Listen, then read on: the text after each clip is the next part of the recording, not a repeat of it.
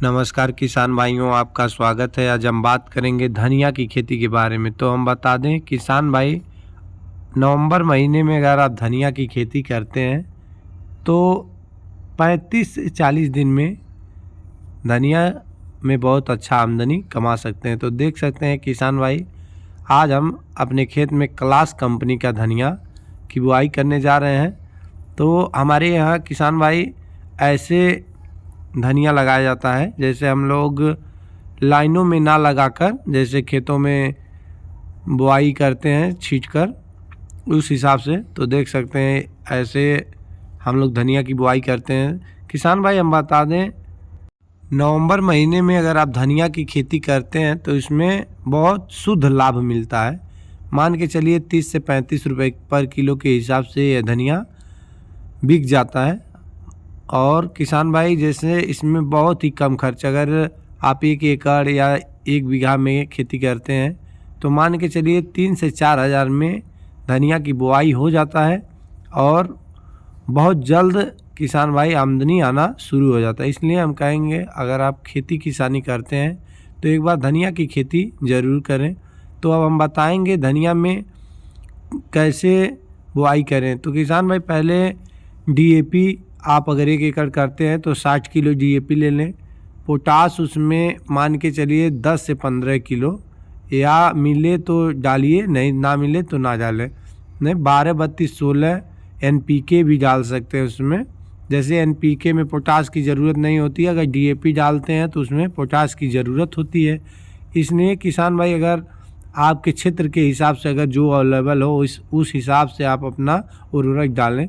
किसान भाई धनिया की बुआई करते समय विशेष ध्यान रखने वाली बात हम बताएंगे। जैसे खेतों में नमी होनी चाहिए, इसलिए कि धनिया का जर्मिनेशन 8 से 10 दिन में होता है, तो उसमें नमी बहुत अच्छे मात्रा में चाहिए। इसलिए कि जैसे अगर नमी कम रहेगा तो जर्मिनेशन अच्छा नहीं हो पाएगा। तो देख सकते हैं हमारे खेत में नमी अच्छा है। तो किसान भाई हम बताएंगे जैसे आप धनिया की बुआई करते समय किन किन बातों का ध्यान रखना चाहिए।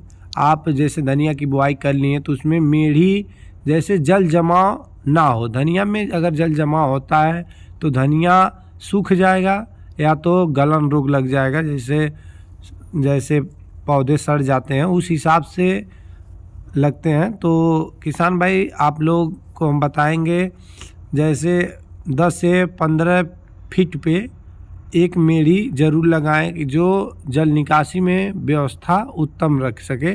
उसमें धनिया की खेती में ये सबसे ज़रूरी वाक्य है। तो हम लोग जैसे धनिया की बुआई करने के बाद ट्रैक्टर से उसको मिला देते हैं। जैसे मान के चलिए उसको एक बार ट्रैक्टर से मिलाकर उसमें मेढ़ियाँ लगा देते हैं। तो देख सकते हैं इस तरह हम अपने ट्रैक्टर से मिला रहे हैं। किसान भाई यह बहुत ज़रूरी है कि आप खेत को बराबर कर लें, उसके बाद ही धनिया की बुआई कराएं। तो अब हम बताएंगे धनिया में अगर आपका धनिया जर्मिनेशन हो गया तो उसमें पहला छिड़काव आप लोग साफ का करें। जैसे साफ एक ऐसा फंगिसाइड है, जैसे उसमें अगर सड़न रोग धनिया में लग जाए, छोटे पौधे पे सड़न रोग बहुत ज़्यादा आता है, तो इसलिए आपको हम बताएंगे जैसे साफ का पहला छिड़काव करें। उसके बाद आप 19-19 का भी छिड़काव कर सकते हैं। हल्का फुल्का कीटनाशक डाल लीजिए, जैसे एजमायर हो गया, और जैसे आप यहाँ लारा भी आप डाल सकते हैं। तो अब हम बताएंगे किसान भाई धनिया की जर्मिनेशन 8 से 10 दिन में होता है, और आप लोग घबराइएगा मत। जैसे यह नया आपको हो कि मतलब 10 दिन तक धनिया नहीं जामा तो आप घबरा कर उसको जैसे दूसरा प्रोसेस कर रहे हैं, ऐसा कुछ नहीं। अगर आप धनिया की जब बुआई कर लेते हैं तो उसके बाद जो मेढ़ी लगाते हैं तो मेढ़ी पे आप ज़रूर मूली बुआएं।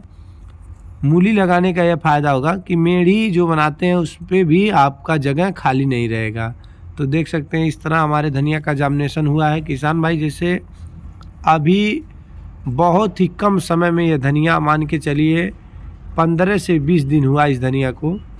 किसान भाई अगर धनिया जैसे आप पहली सिंचाई करते हैं तो उसमें निराई गुड़ाई बहुत ज़रूरी होता है। जैसे अगर आपके धनिया में खरपतवार ज़्यादा रहेंगे तो उसमें आपका पैदावार घट सकता है।